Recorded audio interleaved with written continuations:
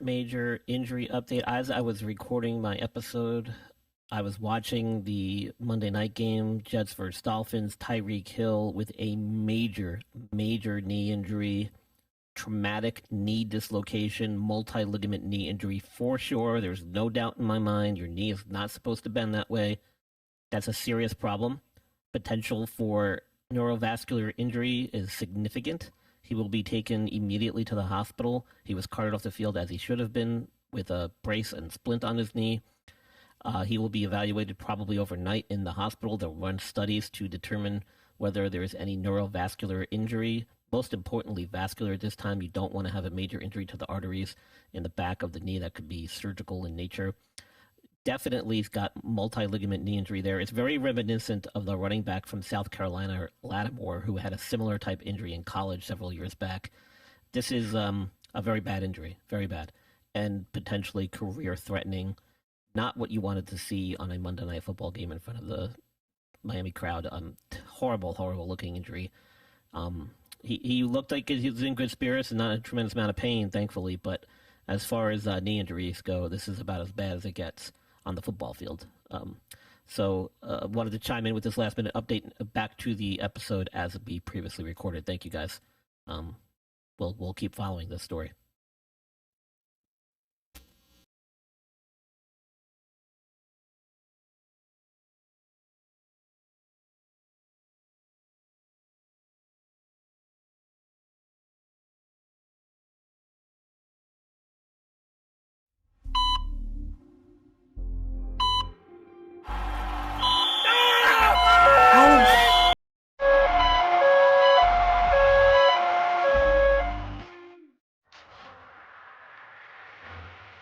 Ladies and gentlemen, please welcome the host of the Injured List podcast, Brian Scott.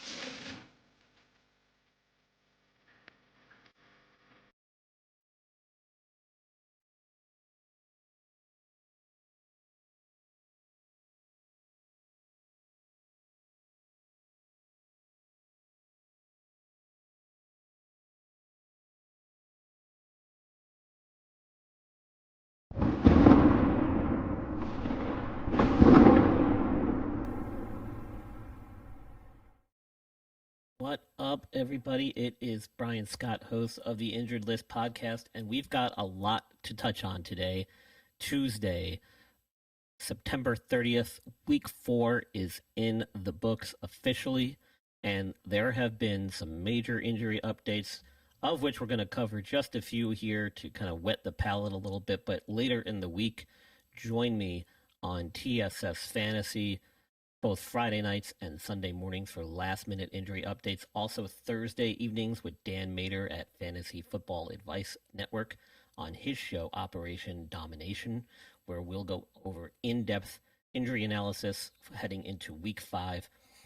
But let's get things kicked off right now with a few guys that have been brought to the stage.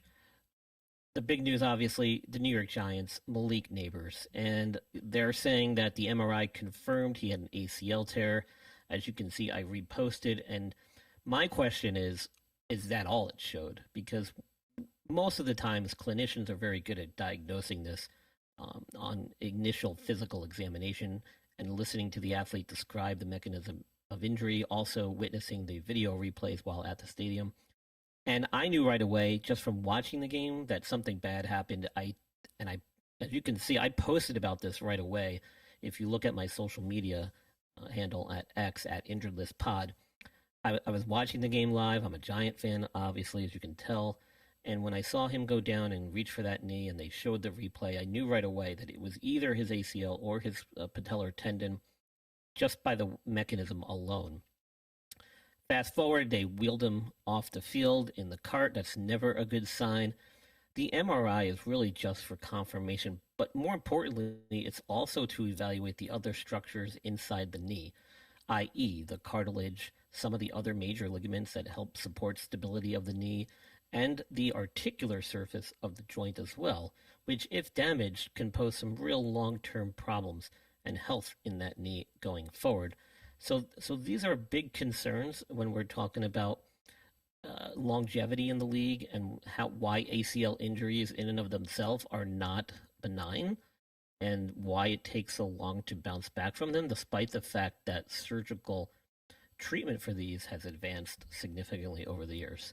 So unfortunately, Malik Neighbors out anywhere between 9 to 12 months. Again, assuming there's no other major structural injuries there, which could potentially delay or complicate his recovery. This is a story, obviously, we will be following as things become known. Likely, he'll have surgery within the next few weeks, if not this week. It really depends on the amount of soft tissue swelling and how much effusion inside the knee there is. That'll kind of determine when surgery is warranted. The stiffer you go into surgery, the worse you come out. So they're going to try and do a little bit of prehab, we call it, basically prepping him for surgery, making sure that a lot of that inflammation has subsided and that his motion is restored prior to going in for surgery. So there's really no rush to do it. Hopefully they'll wait it out if his knee's quite swollen, and they'll do it when the timing is right, which will optimize his recovery and allow him to get back on the field in that 9 to 12 month window. Now, keep in mind, plenty of players have come through before with this injury, and it's taken them sometimes even up to 18 months, and that's realistic. Most players, it will take about 24 months from the time of the reconstructive surgery before they're feeling subjectively back to about 100%.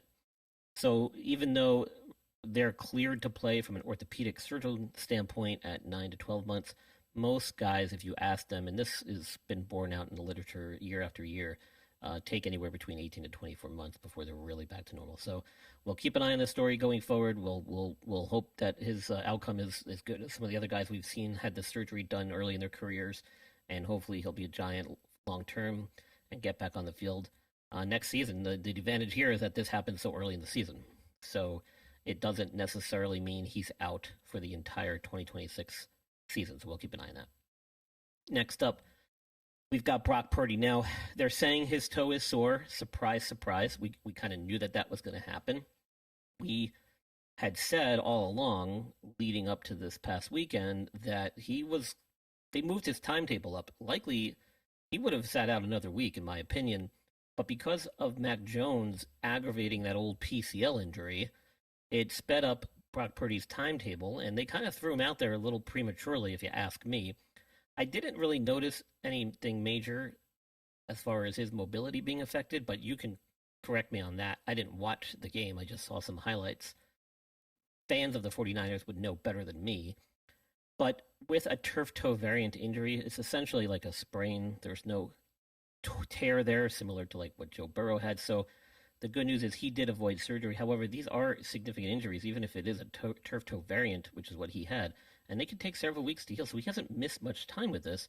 So he's going to be sore. He's going to be sore for a while. He's probably going to be dealing with this each week now for the next several weeks, possibly until they have a bye and he has some extra time to rest. So again, this is going to be something that we'll keep an eye on going forward. The shoulder did not seem to be an issue. He was dealing with multiple injuries. The toe is going to be something that could potentially linger for several weeks to come. So again, we'll keep an eye on this going forward. But the fact that they posted that he's got some toe soreness is not surprising people. We knew that was going to be the case. Next up, okay, so we were talking about Ricky Pearsall last week, and there were some concerns about a knee injury. They weren't quite specific with what it was. We had theorized that it might have been a sprain. Now they're saying that after week 4, that he could have a minor PCL injury, and there is some concern about his ability to play this week with the shortened week. Again, I think this is the same thing that he was dealing with. They just never came out and said it. And he did play this past weekend. He looked pretty good. But this, again, could be one of those things where maybe he just wasn't ready yet. And this could be something that he might have even aggravated several weeks ago, not just week 3 or 2. So this is, again, something to keep an eye on. If his knee is swollen, which sometimes with a PCL injury, even if it is minor, you will get swelling because this structure lives inside the knee joint. And if it is partially torn or sprained, it can cause a buildup in inflammation in the knee, which can lead to pain, soreness, and stiffness. So if he only has a few days to recover heading into a Thursday night game, this is a real potential to be a sit-down game for him. And if you don't want this again to linger for several weeks to come, that might be the smart move here. plenty of guys have played through PCL injuries. It's not like the ACL. It doesn't necessarily need to be surgically reconstructed, assuming there's no major knee instability, and it doesn't sound like that's the case from all these reports we've seen posted online. But this is something we will keep an eye on, and I would tread cautiously with keeping him in your lineup. He's going to carry a questionable tag for sure this week and possibly be out, but he might carry a questionable tag and be on the injured list for several weeks to come. And finally, on this week's week 4 update, some good news. Taysom Hill apparently has been removed from PUP, and it sounds like he is going to be at least entered into that 21-day window. So that's exciting news. Now, let's keep in mind he's coming off major surgical reconstruction of a multi-leg injury to that knee, ACL included in that. He's a lot older now, in his 30s. He's been in the league a long time. He's not only a tight end, quarterback. I mean, you name it. He pretty much does it on the football field. So I'd be shocked if he's in there right away. I think they're going to take that full 21-day window before they activate him back to the active roster. But that time is now. So we will see what he's able to do in practice. Keep an eye on reports going forward, especially the beat writers. They're the ones that see these guys run in practice every day. This is interesting, and I'm hoping for the best for him. He's a good athlete, getting past the prime of his career, unfortunately, and now with this injury, his days are numbered. But remarkable comeback on his part. He's a physical specimen for sure. If anybody was going to make this comeback, it's going to be Taysom Hill. We're wishing him luck, and we'll keep an eye on his status going forward as well. Yet another guy you can add into the potential free agency pool for your fantasy roster. So that's it for today, guys. That's the Week 4 update. And again, tune in to the Injured List podcast as we do several shows throughout the week. Sometimes once a month, actually, we'll be doing the Blonde Blitz with Deb Whitkus, Emmy Award-winning journalist, producer, reporter, who has a great show called the Blonde Blitz. Will be Thursday evenings, and Fridays we'll be doing Dan Mater at Operation Domination on the Fantasy Football Advice Network. And then, of course, That Sports Podcast Network, which you can see the QR code in the corner here. We do TSS Fantasy Friday nights and Sunday mornings for those last-minute injury updates. Guys, decode the injuries, and you can dominate in fantasy. I'm your host, Brian Scott. Thanks for tuning in. We'll see you next time. Dr. Michael Hutchinson has harnessed the latest in neuromuscular dentistry and impact technology to develop a mouthguard that does more than protect. It enhances. NeuroGuard Plus isn't just a mouthguard. By focusing on the jaw's physiological position, it provides an added layer of neuroprotection, significantly reducing the risk of sports-related neurological injuries.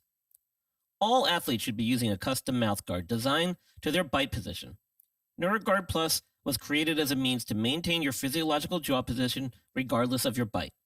The appliance is designed to optimize your upper-lower jaw relationship to improve your strength, your balance, your oxygen intake, and drastically lower your chance of a concussion. Independent studies have shown that the NeuroGuard Plus will provide you with improvement to both upper and lower body strength.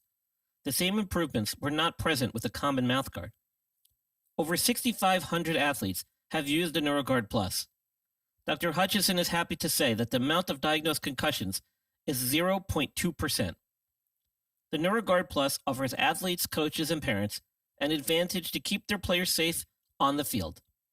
If you or your child actively participates in athletics, they need to be protected from the dangers of repetitive head trauma. Get your NeuroGuard Plus mouthguard today. Click on the link and use code ILP Sports for 10% discount on your purchase.